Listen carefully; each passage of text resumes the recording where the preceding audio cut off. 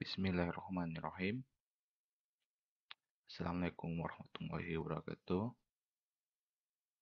Di sini kami ingin menjelaskan atau memaparkan tugas mata kuliah kami dengan judul yaitu Proyek Peningkatan Fasilitas Kelas Program Studi Teknik Informatika dengan anggota yang pertama yaitu Celi Aulia Misrun, yang kedua Iqbal Salim, yang ketiga saya sendiri yaitu Nuwari Ananda. Adapun kami memilih judul project ataupun memilih project ini yaitu peningkatan fasilitas kelas program studi teknik informatika, di mana kami setelah kuliah hampir 3 tahun lebih, kami merasa tidak ada perbedaan antara kelas teknik informatika dengan kelas-kelas teknik lainnya.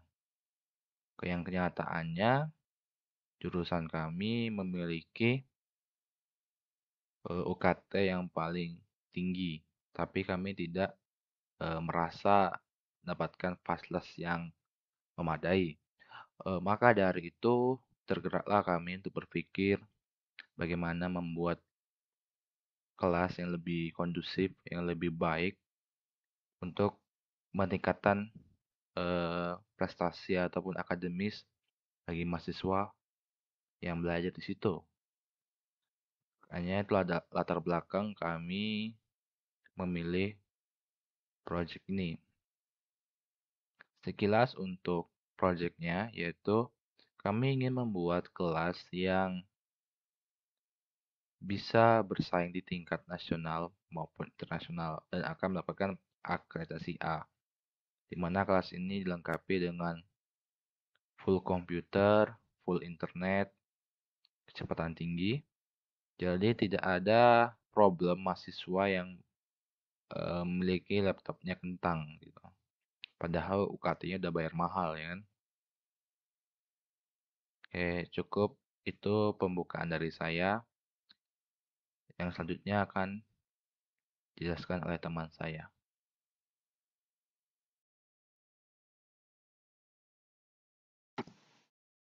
Assalamualaikum warahmatullahi wabarakatuh. Baiklah, saya Iqbal Salim Talib akan menjelaskan pada bagian Project Charter Debt. Project detailnya yaitu peningkatan fasilitas kelas program studi teknik informatika. Proyek start date-nya yaitu pada tanggal 4 bulan 7 tahun 2022 dan proyek finish pada tanggal 27 bulan 9 tahun 2022. Budget information-nya yaitu kami mengalokasikan dana sebesar Rp975.500.000 untuk proyek ini. Biaya teralokasi untuk pekerjaan internal dan manajer proyek sekitar 42 jam per minggu selama 2 bulan. Project manajernya itu Nuwari Ananda dan project objektifnya yaitu membuat ruang kelas lebih baik dari sebelumnya. Adapun tujuan lain yaitu ingin membuat program studi teknik informatika memiliki akreditasi A dan menjadi program studi terbaik senasional dan internasional. Kami mendesain ulang kelas dan tata letaknya agar membuat mahasiswa nyaman menggunakan komputer terbaru demi kelancaran mahasiswa dan menyediakan papan tulis interaktif. Sukses kriterianya. Yang pertama itu fokus klien. Yang pertama, mengukur kepuasan klien secara keseluruhan. Yang kedua, membuat tanggapan cepat terhadap permintaan klien, mengambil tindakan korektif untuk memenuhi persyaratan klien. Di sini yang kedua yaitu fokus pemangku kepentingan, yaitu memberikan peluang pengembangan bagi anggota tim proyek, memberikan pembelajaran organisasi, sepenuhnya memenuhi kebutuhan pemangku kepentingan yang diutamakan, dan yang terakhir, mengukur kepuasan pemangku kepentingan secara keseluruhan. Yang ketiga yaitu adalah fokus waktu. Mengevaluasi pemasok berdasarkan jadwal. Yang kedua, membuat sumber daya tambahan. Yang terakhir, mengambil tindakan korektif untuk mengontrol kemajuan terhadap jadwal proyek. Yang keempat yaitu fokus biaya. Mengambil tindakan korektif untuk mengendalikan biaya proyek, tenggat waktu yang santai untuk memenuhi biaya sepenuhnya. Yang ketiga, mengevaluasi pemasok atau subkontraktor berdasarkan anggaran yang disepakati. Yang terakhir, meminimalkan biaya proyek yang didahulukan daripada tujuan lain. Yang kelima itu fokus teknis. Mengevaluasi pemasok berdasarkan spesifikasi teknis. Yang kedua, mengambil tindakan korektif untuk mengontrol kesesuaian dengan persyaratan teknis. Yang ketiga, melonggarkan kendala lain untuk memenuhi spesifikasi teknis. Memenuhi spesifikasi teknis didahulukan daripada tujuan. Approach. Melakukan interview dengan mahasiswa agar mendapatkan banyak informasi. Yang kedua, melakukan review terhadap template internal dan eksternal serta contoh-contoh dokumen manajemen proyek. Yang ketiga, melakukan riset kebutuhan informasi yang akan dimasukkan untuk mengembangkan sistem yang akurat dan sesuai dengan kebutuhan yang diperlukan. Yang keempat, mengembangkan sistem dengan melakukan pengumpulan dan tes dengan user untuk mendapatkan data yang dibutuhkan dalam pengembangan. Di sini ada roles dan responsibilitasnya, yaitu pertama, Nuari Ananda role sebagai project manager, posisinya yaitu project manager. Yang kedua, Celi Aulia Misrun role-nya sebagai staff, posisinya yaitu arsitek. Yang ketiga yaitu Ibu Salim Talib role sebagai staff, posisinya sebagai teknisi komputer.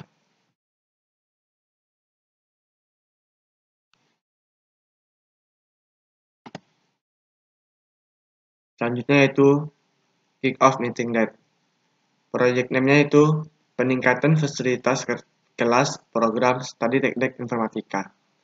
Deskripsi proyeknya yaitu proyek peningkatan fasilitas kelas program studi teknik informatika adalah untuk membangun dan mengembangkan program studi teknik informatika agar mencapai akreditasi A di tingkat nasional maupun internasional serta menghasilkan mahasiswa atau mahasiswi yang memiliki nilai akademik tinggi. Yang pertama itu pertemuan rapat atau meeting. Jenis pertemuannya yaitu pertemuan pembukaan. Agenda yang dibahas membahas rencana kerja dengan mengacu kepada perencanaan manajemen proyek. Waktunya sekali saat eksekusi proyek pertama kali. Penanggung jawabnya manajer proyek, partisipannya seluruh anggota tim proyek, masukannya perencanaan manajemen proyek, keluaran, catatan pertemuan, dan rencana kerja. Dan selanjutnya itu pertemuan tim. Agendanya itu membahas review status dan kemajuan proyek dengan mengacu ke perencanaan manajemen proyek. Yang kedua, membahas rencana kerja berikutnya dengan mengacu kepada perencanaan manajemen proyek. Yang ketiga, memantau dan mengontrol perubahan yang terjadi, mereview rencana kerja yang telah dilakukan. Waktunya yaitu reguler, penanggung jawabnya yaitu manajer proyek, partisipannya seluruh anggota tim proyek. Masukannya yang pertama, perencanaan manajemen proyek. Yang kedua, laporan kemajuan kerja. Keluarannya sama, yaitu laporan kemajuan kerja yang disetujui. Selanjutnya yaitu jenis pertemuan penutupan. Agendanya itu transfer informasi dan membahas sejarah terima proyek. Waktunya sekali menjelang penutupan proyek. Penanggung jawabnya manajer proyek, partisipannya seluruh anggota tim proyek. Masukannya yang pertama rencana kerja, yang kedua laporan kemajuan kerja. Keluaran catatan pertemuan dan rencana kerja. Yang kedua itu pelaporan. Jenis pertemuan laporan kemajuan proyek. Itemnya itu statusnya progres kerja detail pencapaian, deliverable, dan daftar permintaan perubahan. Waktunya mingguan setiap hari Senin. Penanggung jawabnya sama yaitu project manager. Distribusinya seluruh anggota tim. Masukannya tim rapat, form permintaan dan perubahan, daftar permintaan perubahan. Yang kedua yaitu jenis pertemuannya, status acara atau agenda pertemuan. Itemnya, undangan pertemuan, usulan acara dan agenda, pekerjaan yang belum diselesaikan, dan permintaan perubahan. Yang selanjutnya, laporan status aktivitas agenda. Waktunya itu mingguan, dikirim minimal 1 hari sebelum proyek tim pertemuan. Penanggung jawabnya itu project manager, distribusinya seluruh anggota tim. Masukannya itu tim rapat, form atau catatan, permintaan perubahan data. Yang terakhir itu jenis pertemuannya itu catatan pertemuan. Itemnya isu yang dibahas, yang kedua rencana kerja, yang terakhir tanggal target. Waktunya setiap pertemuan. Penanggung jawabnya itu project manager dan tim. Distribusinya pihak-pihak terkait dan peserta pertemuan rapat. Masukannya itu pertemuan atau rapat. Keluarannya itu catatan rapat dan rencana kerja. Nah, mungkin sekian dari saya. Wassalamualaikum warahmatullahi wabarakatuh. Perkenalkan, nama saya Celi Aulia Misrun. Selanjutnya saya akan membahas tentang stakeholder register for project peningkatan fasilitas kelas pemrograman studi teknik informatika. Di sini nama yang pertama yaitu Nuari Ananda, posisinya sebagai project manager, dia itu internal. Project role-nya yaitu yang pertama, memimpin perencanaan, analisa, dan pelaksanaan proyek. Yang kedua, melakukan koordinasi mengenai jadwal proyek secara keseluruhan. Yang ketiga, memastikan bahwa semua rencana proyek telah selesai. Yang keempat, memenuhi setiap persyaratan kualitas dan waktu sesuai dengan perencanaan bisnis sebelumnya. Yang kelima, melaksanakan perencanaan dan penjadwalan dalam rangka pencapaian target proyek. Yang keenam, memimpin memberikan arahan kepada anggota tim proyek dan semua yang terlibat dalam proyek. Yang ketujuh, menjaga hubungan baik dengan stakeholder lainnya. Yang kedelapan, mengembangkan dan menyajikan laporan mengenai proyek kepada klien. Yang kesembilan, melakukan pemantauan proyek secara terus-menerus. Yang kesepuluh, membuat laporan secara terperinci mengenai kemajuan proyek, jadwal, anggaran, resiko, sampai solusi. Nah, yang terakhir, yaitu melaporkan hasil kinerja mengenai pencapaian proyek. Di sini ada kontak information dari Nuari Ananda, yaitu emailnya nuariananda28@gmail.com. Selanjutnya yang kedua itu ada Celi Aulia Misrun. Di sini posisinya sebagai sistem analis, dia itu termasuk internal. Project role dari Celi Aulia Misrun yaitu yang pertama, membangun sistem terpadu terutama pada tahap rekrutmen, desain, dan sebagai implementation. Yang kedua, membuat dokumen rekrutmen dan desain sistem berdasarkan kebutuhan klien. Yang ketiga, membuat proposal proyek dan mempresentasikan hasilnya kepada stakeholder. Yang keempat, membuat desain database bila sistem yang akan dibangun memerlukan database. Yang kelima, menentukan lingkup sistem, mengumpulkan fakta, menganalisis fakta, dan mengkomunikasikan temuan-temuan tersebut melalui laporan analisis sistem. Di sini ada kontak information dari Celi Aulia Misrun yaitu celi@gmail.com. Selanjutnya yang terakhir yaitu ada Iqbal Salim, posisinya yaitu teknisi jaringan dan komputer. Iqbal Salim itu dia termasuk internal. Project role-nya yaitu membangun atau mengembangkan topologi yang akan digunakan pada proyek. Selanjutnya mengimplementasikan rekrutmen dan sistem analis. Selanjutnya membuat prototipe untuk melakukan testing. Nah, di sini kontak information dari Iqbal Salim yaitu iqbal@gmail.com. Nama saya Celi Aulia Misrun. Selanjutnya saya akan melanjutkan tentang stakeholder management strategi for project peningkatan fasilitas kelas program studi teknik informatika yang dibuat oleh kelompok 3. Di sini nama yang pertama yaitu dekan fakultas, level of interest-nya high, level of influence-nya low. Potential management strateginya, dekan merupakan seorang pemimpin fakultas yang sangat penting, dikarenakan harus mengetahui arah dan alur suatu kemajuan di setiap jurusan yang diarahkan ke ketua jurusan. Yang kedua, ada ketua jurusan. Level of interest-nya high, level of influence-nya high, potential management strateginya, ketua jurusan yang di sini sebagai orang mewujudkan visi dan misi jurusan dengan selalu mengevaluasi setiap komponen di jurusan. Dan nantinya terus melaporkan peningkatan apa saja yang sudah tercapai di jurusannya. Yang ketiga ada dosen, level of interest-nya high, level of influence-nya high. Potential management strateginya, dosen merupakan orang yang sangat penting untuk proyek ini. Dikarenakan jika seorang dosen tidak mampu memaksimalkan kemampuan fasilitas yang sudah ditingkatkan dan nantinya akan berkeseimbangan dengan tingkat kepuasan mahasiswa dan meningkatkan akreditasi jurusan.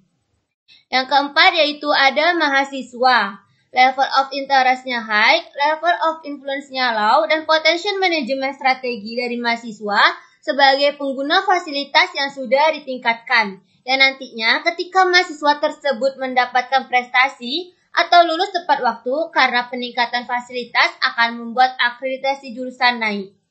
Selanjutnya yang kelima ada cleaning service.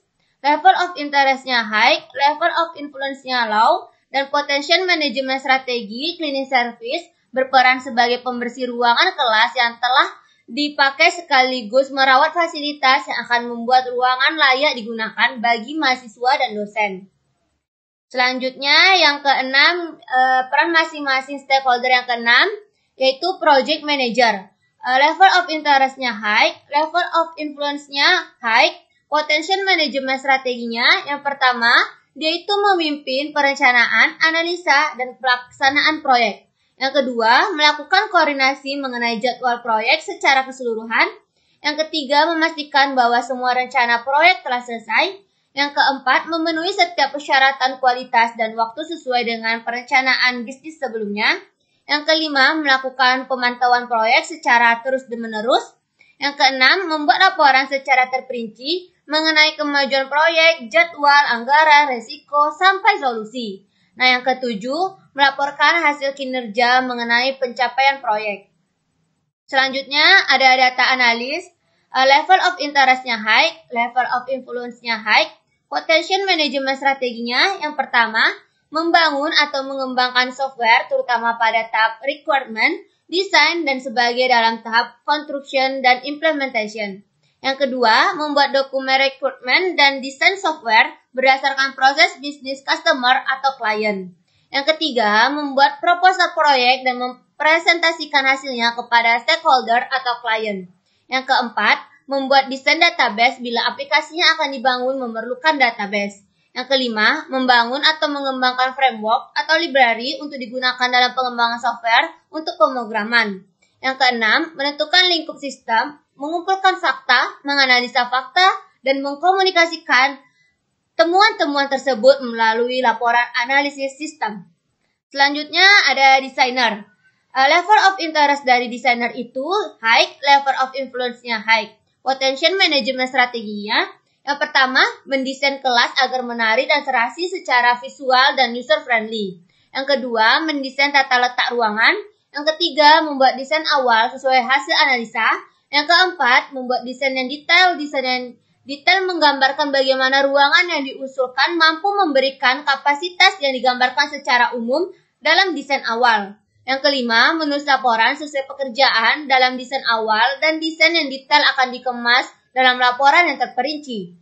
Selanjutnya ada programmer. Di sini, programmer itu level of interest-nya high, level of influence-nya high. Potential management strategi dari programmer yang pertama, membangun dan mengembangkan sistem terutama pada tahap construction dengan bahasa pemrograman yang telah ditentukan. Yang kedua, mengimplementasikan requirement dan desain bisnis ke komputer dengan menggunakan algoritma atau logika dalam bahasa pemrograman. Yang ketiga, melakukan testing terhadap sistem bila diperlukan.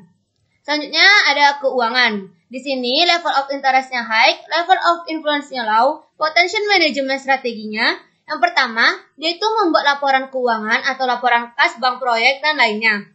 Yang kedua, membuat dan melakukan verifikasi bukti-bukti pekerjaan yang akan dibayar oleh owner sebagai pemilik proyek. Yang ketiga, membuat laporan akuntansi proyek dan menyelesaikan perpajakan serta retribusi.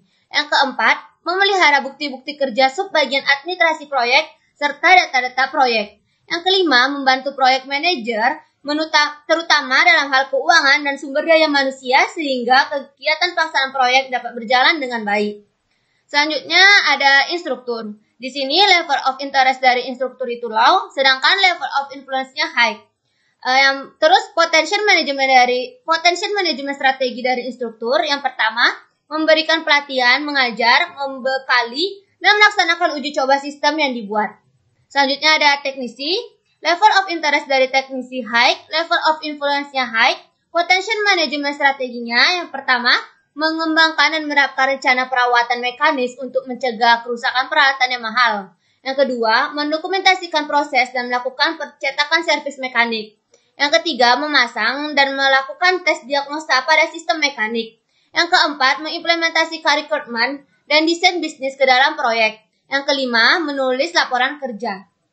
Selanjutnya ada kontraktor, yaitu kontraktor itu yang terakhir. Level of interest-nya high, level of influence-nya high. Potential management strategis dari kontraktor, yaitu yang pertama, melakukan proyek sesuai dengan spesifikasi yang telah disepakati dalam kontrak. Yang kedua, menyediakan tenaga kerja yang dibutuhkan, bahan dan peralatan, serta tempat kerja. Dan yang terakhir, yang ketiga, setiap proses yang dilaksanakan harus terdokumentasikan dan terlaporkan ke proyek manajer. Oke, baiklah, saya sini menjelaskan tentang Gantt chart dan BBS-nya. Oke. Pada proyek peningkatan fasilitas kelas program studi teknik informatika itu dilaksanakan dalam waktu durasi 61 hari, dimulai dari hari Senin tanggal 4 bulan 7 tahun 2022 sampai Selasa tanggal 27 bulan 9 2022 dengan anggaran atau biaya yaitu Rp975.500.000, di mana work complete-nya masih karena ini masih tahap perencanaan. Oke, dimulai dari apa saja yang akan dilakukan. Pertama yaitu pengumpulan data, analisa program, desain, coding, instalasi hardware dan furniture, instalasi software, testing dan debugging, kemudian implementasi dengan kode A atau action. Baiklah, untuk action yang pertama itu pengumpulan data memiliki sub action di antaranya yaitu wawancara dengan pemilik proyek, wawancara dengan dosen, wawancara dengan mahasiswa. Pengembangan data ini dilaksanakan 7 hari dari hari Senin bulan 4 bulan 7 tanggal 4 bulan 7 tahun 2022 sampai tanggal 12 bulan 7 tahun 2022, di mana pelaksanaannya berurutan atau tidak bersamaan. Kemudian untuk anggaran yang dikeluarkan itu 3.400.000, di mana wawancara dengan kunci itu 750.000, wawancara dengan dosen 150 dan wawancara dengan mahasiswa 101.500. Baiklah, yang kemudian yaitu action kedua yaitu analisa program. Di mana di sini analisa program yang memiliki sub action yaitu spesifikasi kebutuhan data, spesifikasi kebutuhan hardware, spesifikasi kebutuhan furniture, spesifikasi kebutuhan software, spesifikasi kebutuhan sistem, di mana ini dilaksanakan selama 7 hari dan secara bersamaan, dimulai tanggal 13 bulan 7 sampai tanggal 21 bulan 7 tahun 2022 dengan anggaran Rp21.600.000. Bisa dilihat detail cost manajemennya di sini. Oke. Kemudian yaitu ada desain. Desain ini memiliki sub action, di antara itu desain database system, desain sistem, langsung sistem prototype, dan desain layout kelas. Dilaksanakan selama 7 hari, dimulai dari tanggal 22 bulan 7 tahun 2022 sampai tanggal 1 bulan 8 tahun 2022. Dengan anggaran Rp21.050.000. Dan sudah lihat di sini detail dari setiap subsistemnya. Yang kemudian yaitu action keempat, yaitu coding, dilaksanakan selama 14 hari dimulai tanggal 2 bulan 8 tahun 2022 sampai tanggal 22 bulan 8 tahun 2022. Dengan anggaran dikerahkan yaitu 25 juta. Kemudian instalasi hardware dan furniture selama 7 hari dari tanggal 23 bulan 8 tahun 2022 sampai tanggal 31 bulan 8 tahun 2022. Dengan anggaran yaitu 850 juta rupiah. Kemudian instalasi software dilaksanakan selama 7 hari dari tanggal 1 bulan 9 2022 sampai tanggal 9 bulan 9 tahun 2022 dengan anggaran 45 juta rupiah. Kemudian ada testing and debugging. Dilaksanakan selama 5 hari dan dimulai dari tanggal 12 bulan 9 tahun 2022 sampai tanggal 16 bulan 9 tahun 2022 dengan anggaran Rp3.450.000. Yang terakhir atau action ke-8 yaitu implementasi dengan subsistem atau sub action yaitu membuat buku panduan sistem.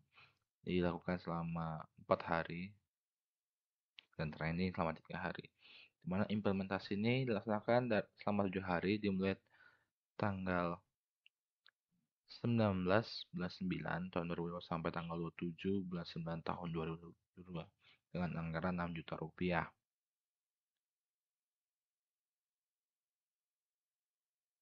Di sini bisa kita lihat alur atau timeline-nya, di mana step action akan selalu bergantian sesuai prosedur.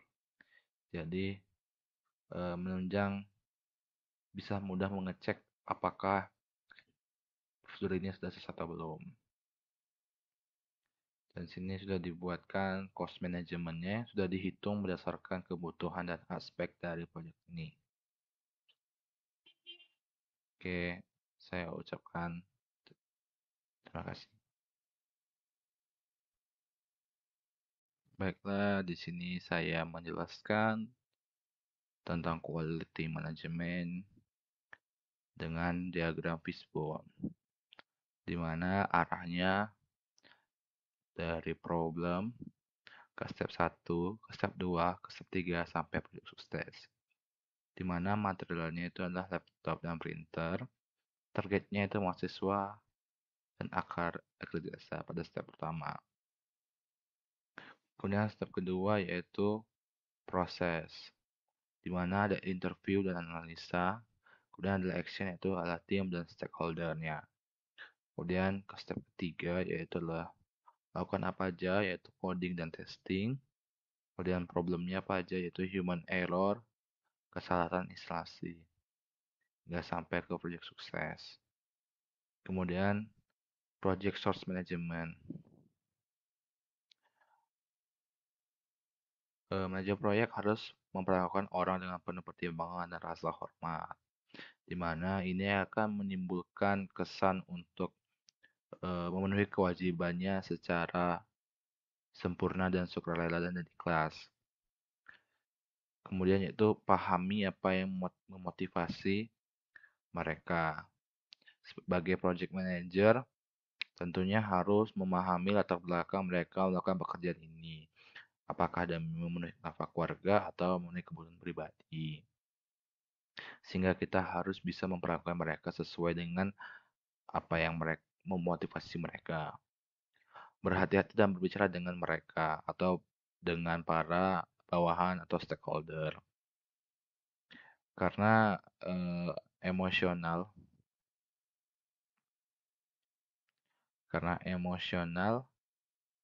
bisa saja mempengaruhi proyek ini ke depannya.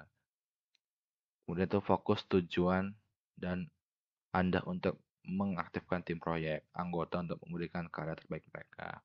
Di mana kita harus sebagai manajer proyek memberikan apresiasi sebagai bentuk terima kasih atas kerja mereka dengan memberikan bonus atau sebagainya. Kemudian yaitu project communication, di mana ada banyak perangkat lunak untuk membantu dalam komunikasi proyek. Saat ini banyak orang melakukan telecommuting atau bekerja jarak jauh setidaknya paruh waktu. Perangkat lunak manajemen proyek termasuk yang baru kemampuan untuk meningkatkan virtual komunikasi baru, pesan instan dan blog dapat meningkatkan komunikasi proyek. Kami menggunakan Discord dalam hal manajemen komunikasi, di mana dalam Discord akan dibuat sub-channel yang akan digunakan untuk komunikasi dalam sebuah divisi dan para anggota dapat dibatasi hak aksesnya untuk suatu sub-channel, tentu agar menghindari kebocoran data. Dan kami juga membuat aturan dalam Discord agar menjaga kenyamanan setiap pengguna, dan kami juga menambahkan fitur bot agar mempermudah manajemen komunikasi. Kemudian adalah risk management, di mana kerusakan properti memiliki presentasi paling besar. Kemudian itu human error, software error, dan bencana alam yang memiliki resiko yang paling kecil. Oke,